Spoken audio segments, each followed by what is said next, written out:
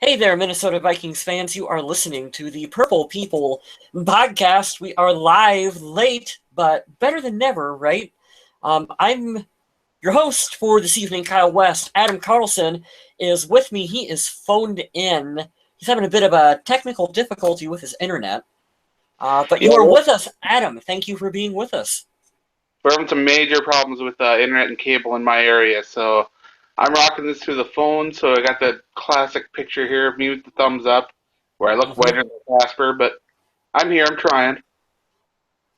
Is it the weather that's got you, the storms and stuff? It's got to be because it's a lot of people in my area having this problem. hmm I know that's got a lot of people down and out. So if the worst thing that happens to us is delaying the podcast, I think we're pretty fortunate compared to some other folks out there, right?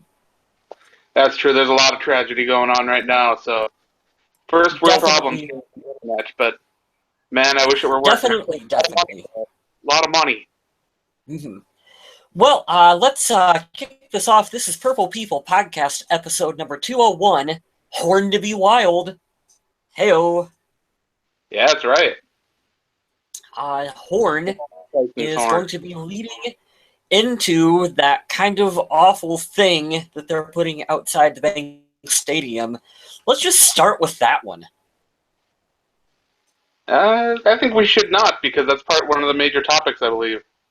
No, I think since I'm in charge, we should just talk about that really quick since it's part of the title. They're building some fancy new sculpture that is outside the U.S. Bank Stadium. This is supposed to be a horn, but to me it just kind of looks like some big metal swirls. It's modern art interpretation, I guess, of the horn that the Vikings use. And don't get me wrong, I like modern art at times. There's fantastic uses for it. I've seen some great pieces of modern art, but this piece just does not work for me. I suppose I get them wanting to build a horn. I like the big ship, the legacy brick ship that's going on out there. That's really super cool. Okay. I've loved everything else about the stadium. Not in love with the horn sculpture that they just unveiled.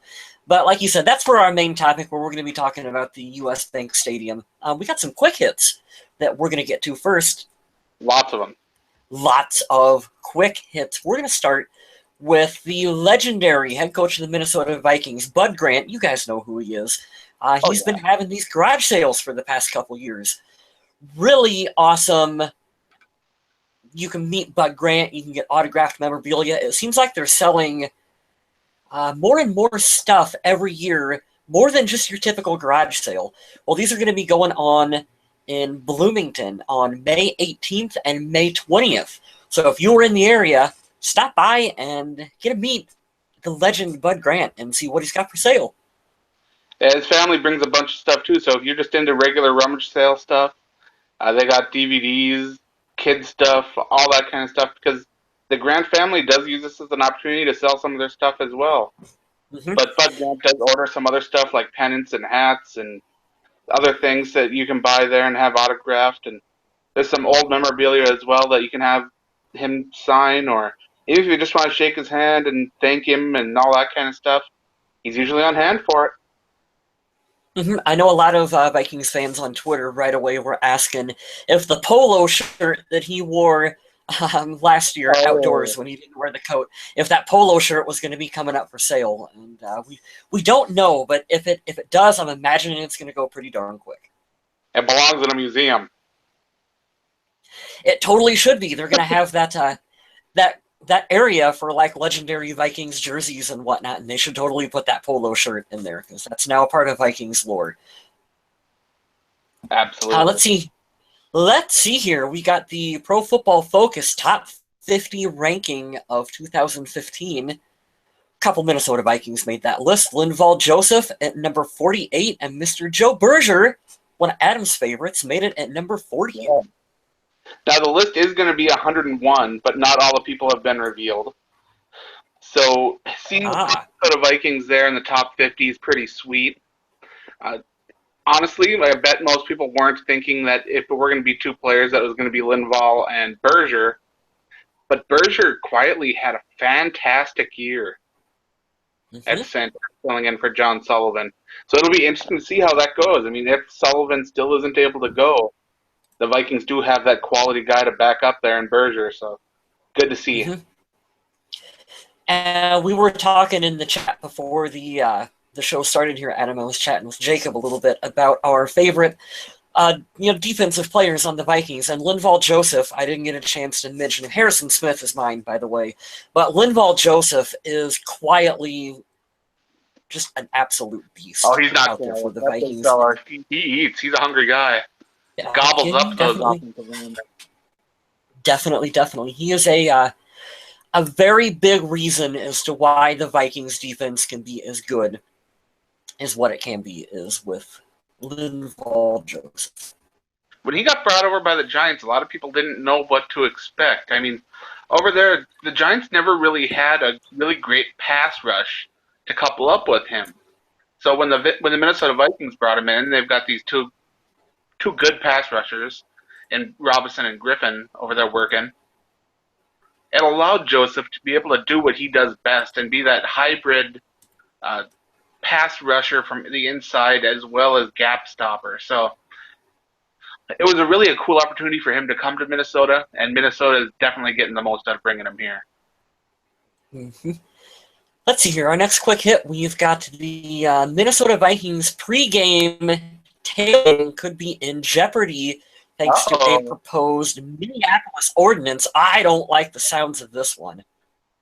What's going on is the city of Minneapolis wants to rezone part of Minneapolis, and when they do that, it's going to turn away fans that want to tailgate in certain areas of Minneapolis close to the stadium.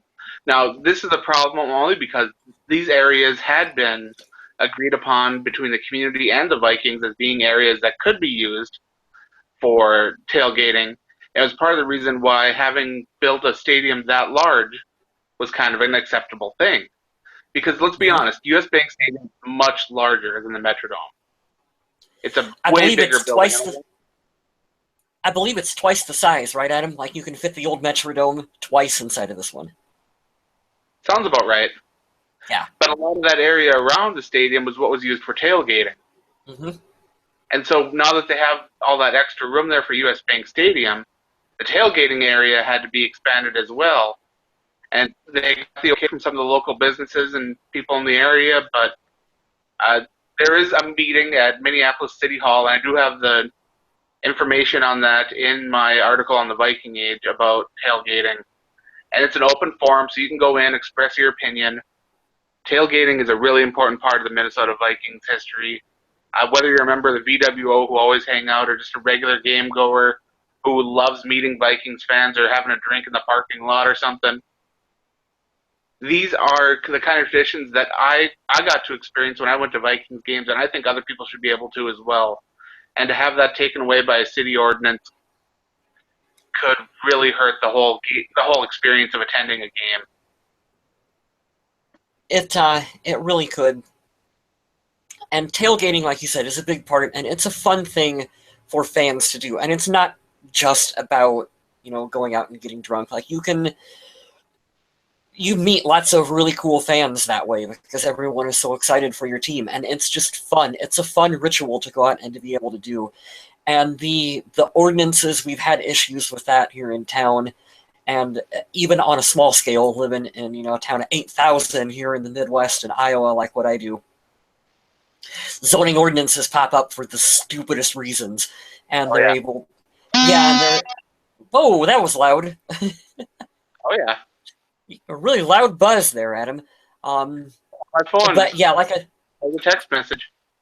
Yeah, like I was saying though, is that tailgating is a big part of it. Hopefully, they're able to get something figured out. The next quick hit is kind of a fun one.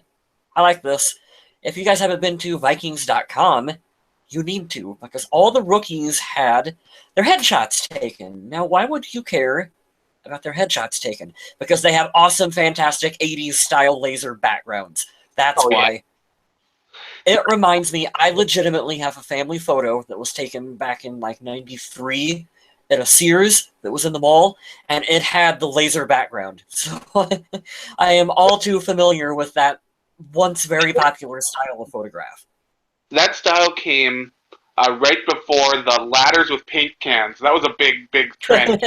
I don't understand either of them, but at least the lasers are pretty cool looking. It's a lot of different colors, and a lot of the new players hammed it up too, which is a lot of fun.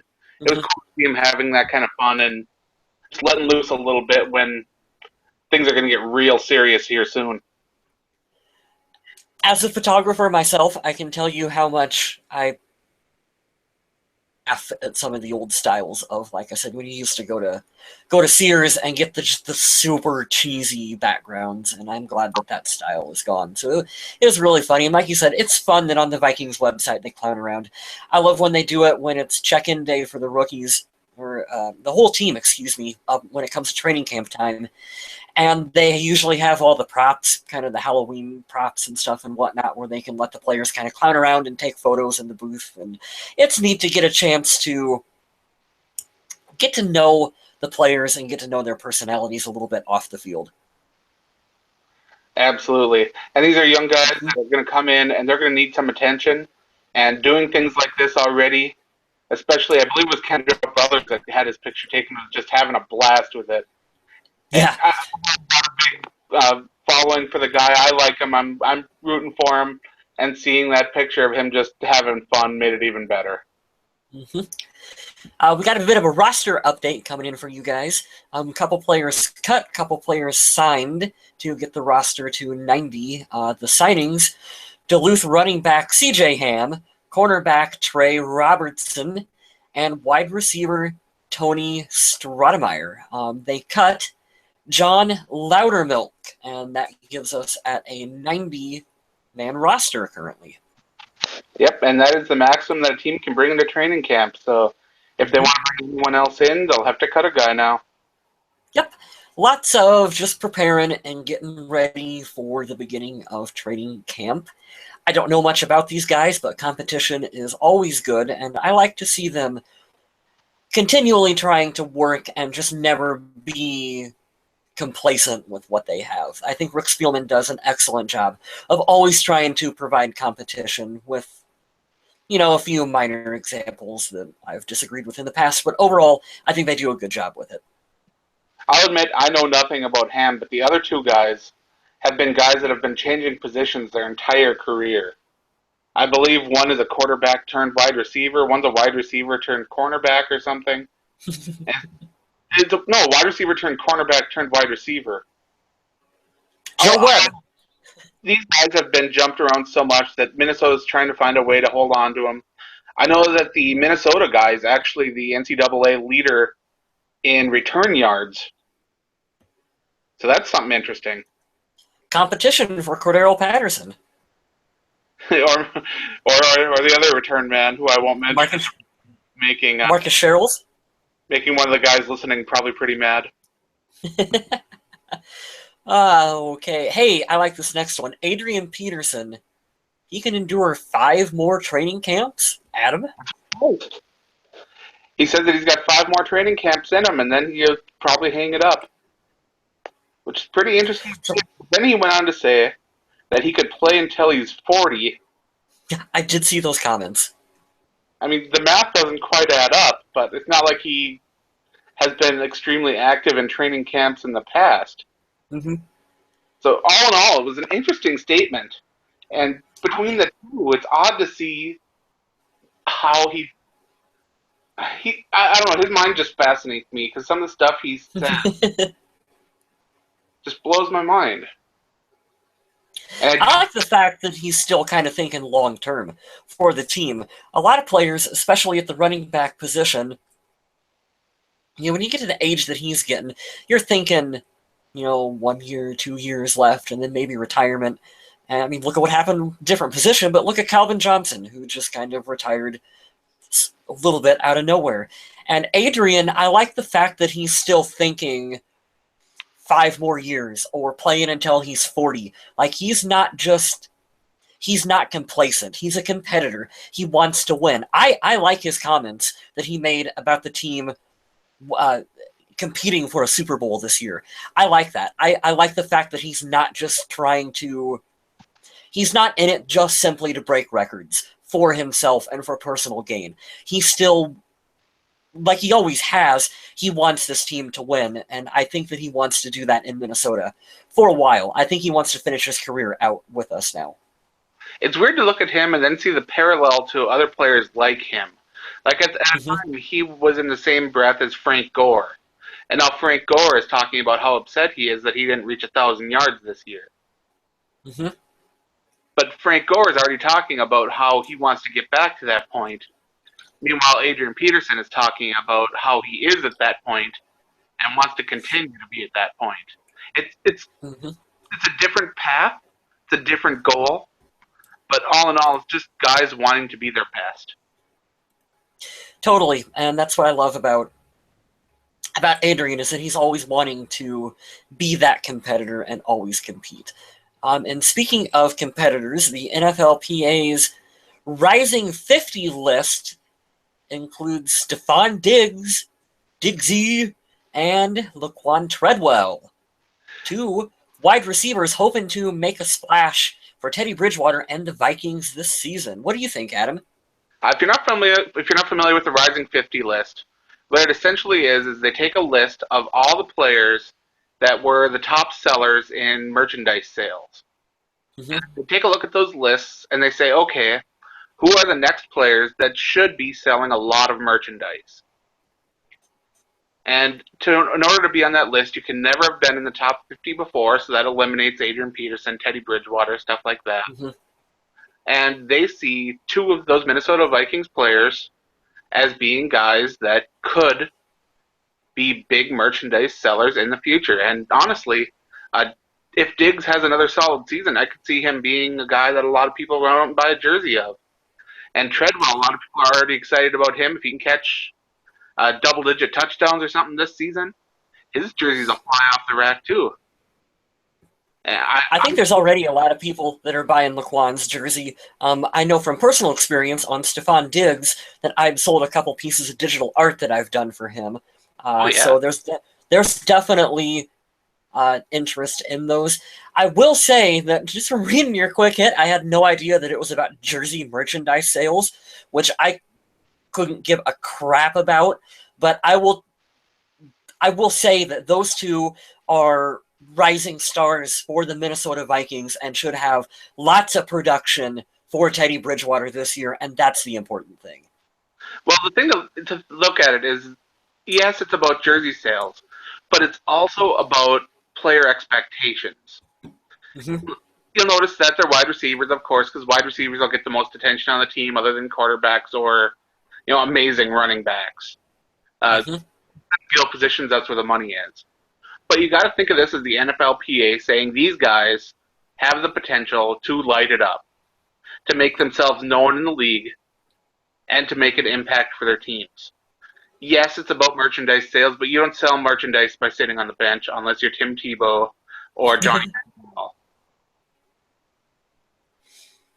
And what I find, what I'm looking forward to about Stefon Diggs really quick going into this season is that he is a guy that he's confident and he's cocky in a good way, and I'm looking forward to with him being able to do what he was due last year for this team, with not being active for the first part of the season and really having to prove himself in training camp, with him coming in and knowing what he's capable of doing on an NFL field, and he can carry that with him through to training camp and preseason.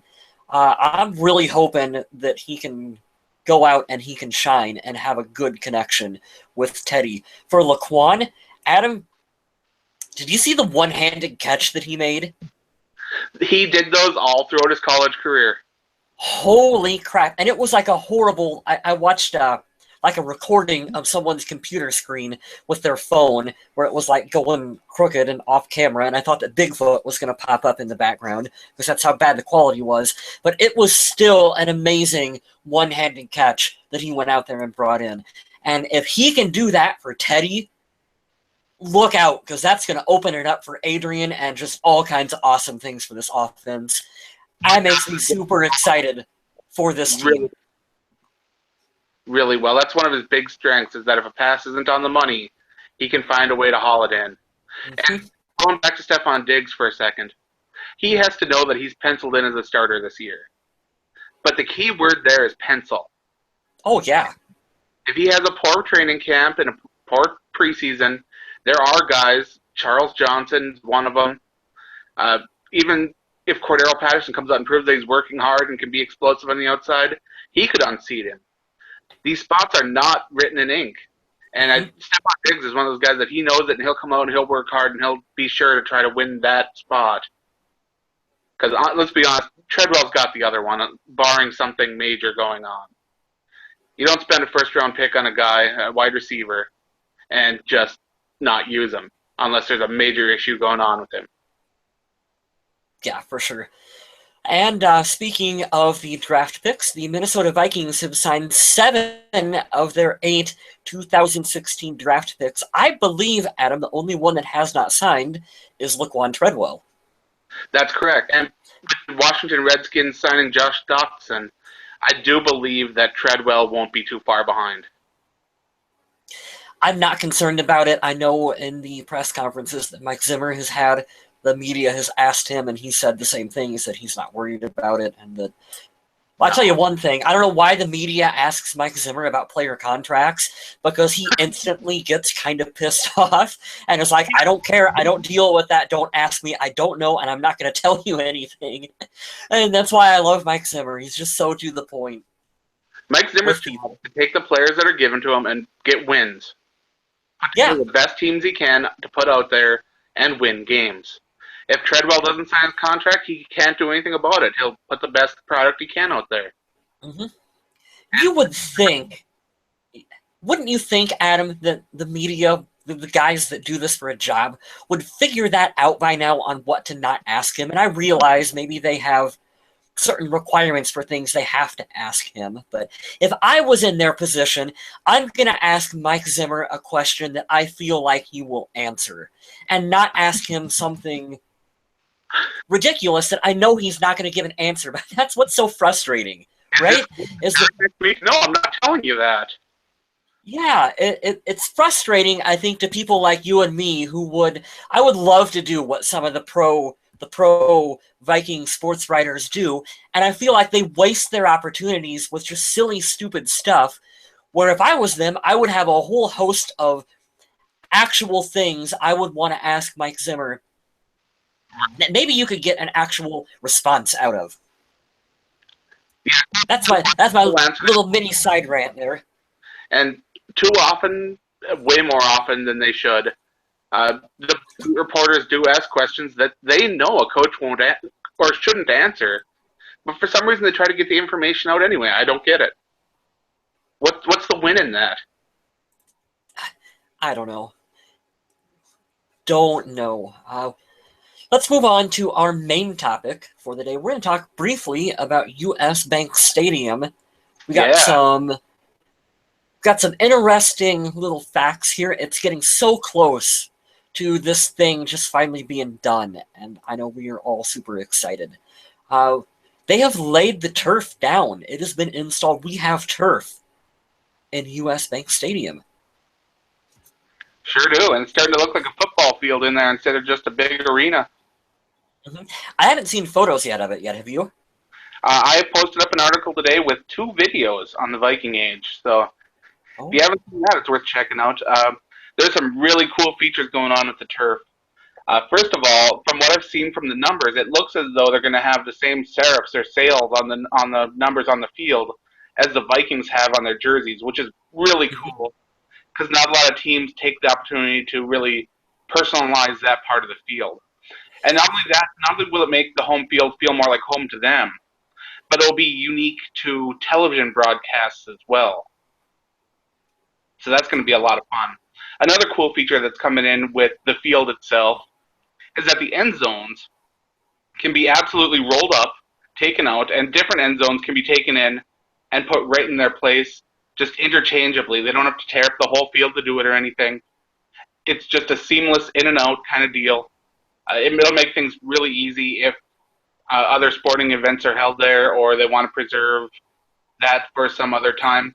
For soccer games, they're just going to paint over the lines. And the surface itself is a cool mixture of like foam and rubber to go over the turf. So it's not going to have that hard earth feel that TCF Bank Stadium had. It's going to have a little bit of springy bounce to it. So you should see less injuries as well. It really is. They're doing some really nice, really cool state-of-the-art features for the stadium. I have never been, and you guys can go back and listen to a mini podcasts ago when we were talking about the current Vikings uniforms. I've never been too big of a fan of the weird little sail effect that they put on the end of the numbers, but I do honestly kind of like them doing that on the numbers on the turf. Like that's unique. Like that really makes it feel like our stadium. Like this is the Vikings stadium. That's awesome. And this is coming from someone who absolutely hates in college football when they do that crap where they paint the fields blue and just odd colors, and I don't like that whatsoever. But the little squish marks on the field turf, I think that's a neat little touch. I like that. Yardage markers, that's it. Mm-hmm. And also, Adam, horn out there. I love that thing. Yeah, I think they're also going to put up goalposts that can expand for Blair Walsh, right? Oh, come on. Like when he, I had to. Someone had to go there with the expanding goalpost. Nobody had to go there. I had to go there. No. Let's see. With TCF Bank Stadium being in the rearview mirror and U.S. Bank Stadium being the future here, because I don't get me wrong, I love that the University of Minnesota was willing to loan their home turf. It was really cool that the Minnesota Vikings did so many upgrades to it, and now they got a pretty neat stadium that they're left with there that the Vikings helped them with and everything like that. But let's be honest, U.S. Bank Stadium is going to be home. It's futuristic. It's $1 billion facility. And you've got one big thing to say about something that's going to happen there, I believe. Yeah, the date for the Super Bowl has been announced. It's going to be hosted in U.S. Bank Stadium February 4th, 2018. Get your tickets right now. The Vikings are going, right, Adam? We're going to do it. Probably going. Yeah.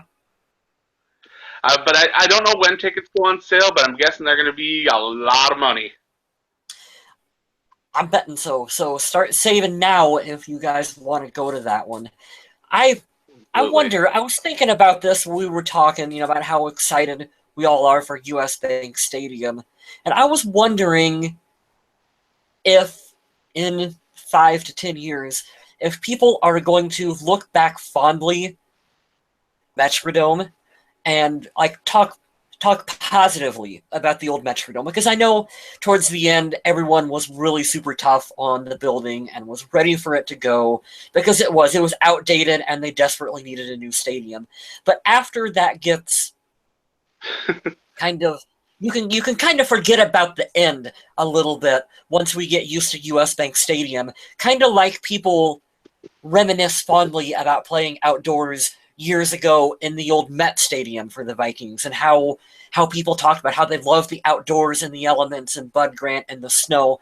And I'm kind of wondering if, a few years from now, we'll be able to more fondly look back at the Metrodome with Randy Moss and Chris Carter and that amazing offense and just some of the more positive aspects of the old stadium. If anyone is missing peeing in a trough in that stadium, I don't want to know them.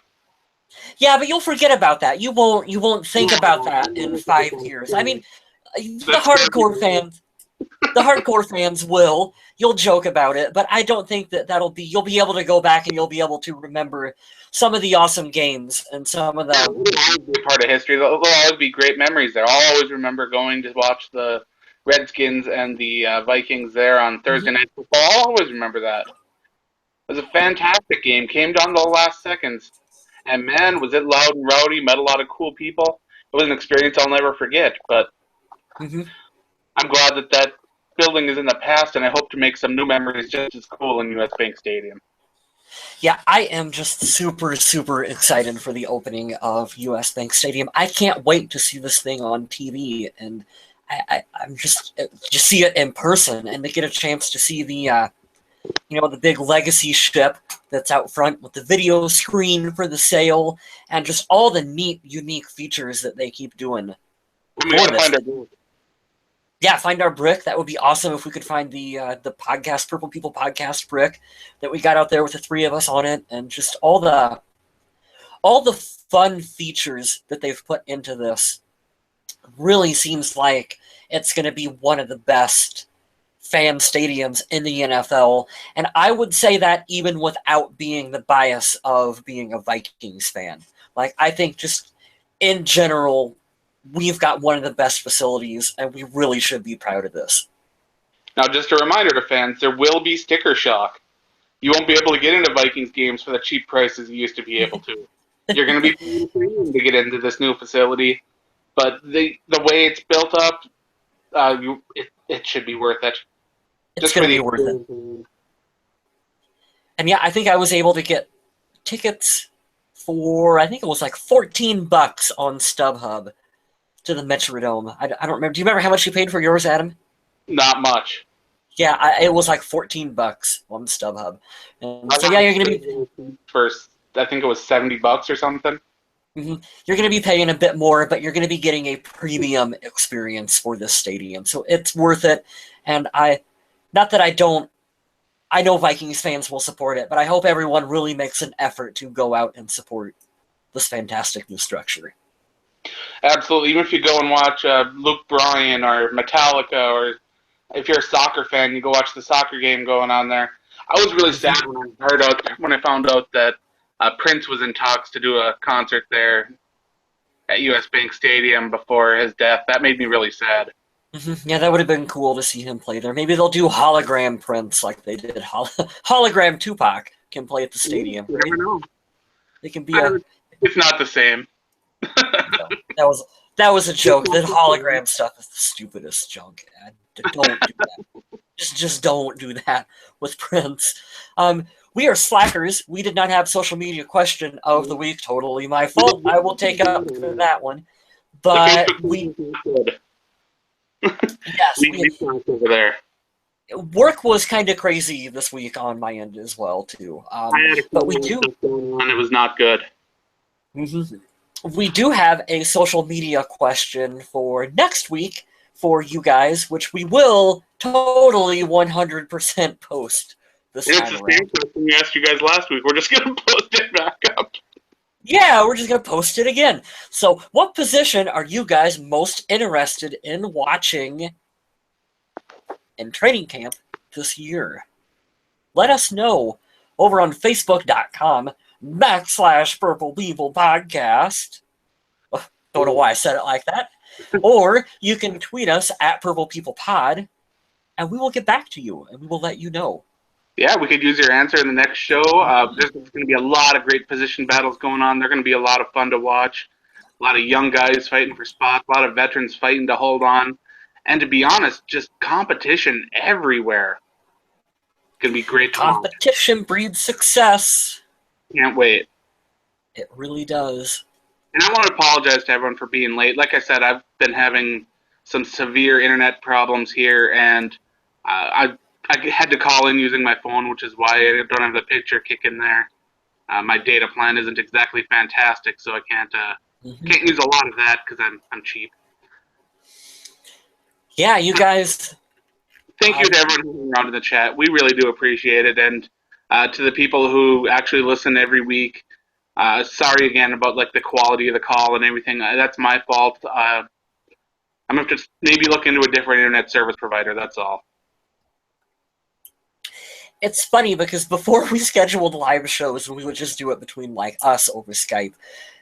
We would be late sometimes on when we would want to get on, but we would rarely run into technical sorts of problems. There were a few times that my internet would poop out and I would get kicked and I would join back in.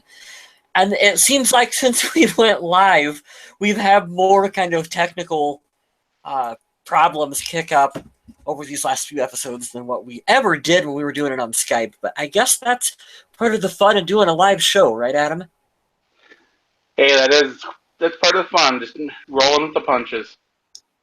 We were able to come up with solutions, though, so that is the positive. But yeah, thanks for everyone. I know that we said that we were going to start at 9:30, and I think it was probably about 10 by the time we got on. So definitely thanks for sticking around in the chat.